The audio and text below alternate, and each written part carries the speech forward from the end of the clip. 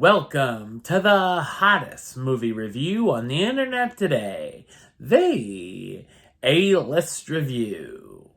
I am your host, the Game Changer, Wes Troop, and it's time to go back to the theater. And it's the latest A24 film that takes a look at Elvis and Priscilla Presley's love story and marriage from her point of view. My review of the 2023 drama Priscilla, coming up now.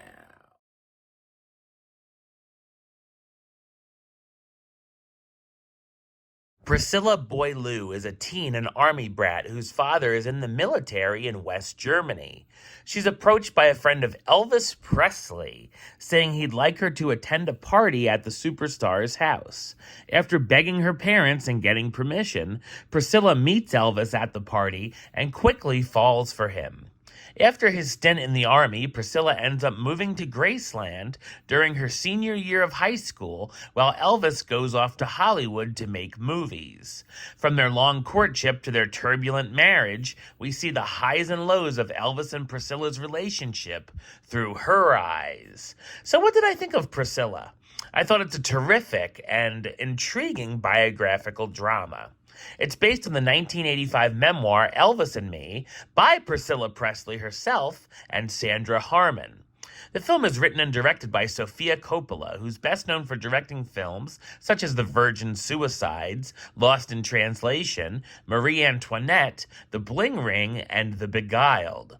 Coming off of last year's Best Picture nominee Elvis, this is an absolutely different film which focuses on his marriage rather than his career, and I feel it makes a good companion piece to Baz Luhrmann's film.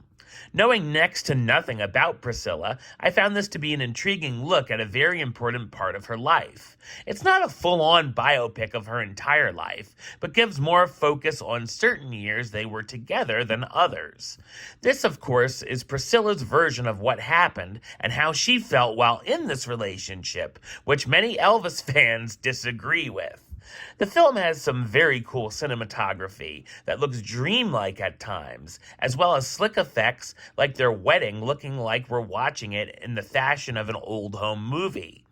The fact they met when she was 14 and he was 10 years older certainly has an ick factor to it, but at least they waited a while to commence the sexual activities for the most part. It shows Priscilla basically being trapped and not being allowed to live the life she wants to, as she's lonely, doesn't make many friends, and most of her classmates make fun of her or gossip about her.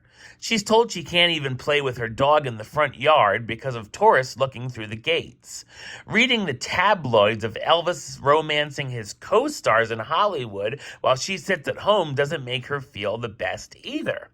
Of course, we see that Elvis can't live a normal life either, from being mobbed by screaming fans or having to listen to his team like the Colonel. The icon can be charming and at other times scary, and there's a number of tension-filled moments. He's painted here as very controlling, from telling her what she looks good wearing and what she shouldn't be wearing, telling her how to have her hair, all the way to not being able to work at a boutique shop because he needs her to be home when he calls on the phone, like many housewives of that time period.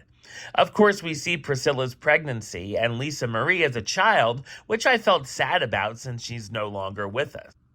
While the film doesn't feature any Elvis songs, the soundtrack, which covers the late 50s to the early 70s, is fantastic. From Tommy James and the Shondells to the Ramones. Great star-making performances from the cast, starring Kaylee Spaney as Priscilla Presley, the teen who's introduced to Elvis and would go on to become his wife, and Jacob Elordi as Elvis Presley, the musical icon who falls for Priscilla and moves her into Graceland. Priscilla is an uneasy, unique, and understated coming-of-age story headed by fantastic performances from the leads and is another feather in the cap of Coppola. Number-wise, I'm going to give it a 9 out of 10, which gives it the A-list rating of A-list approved. That's right, it gets the A-list seal of approval. All right, well, that's the show. I'll be back with another review very soon. But until then, don't forget to like, comment, and subscribe right here on YouTube. YouTube.com/WestsideOf515. Like the show on Facebook, Facebook.com/WestTroupeAlist. And of course, you can follow me on the X, Instagram, and Letterboxd at WesAlist. Until next time, Troop out.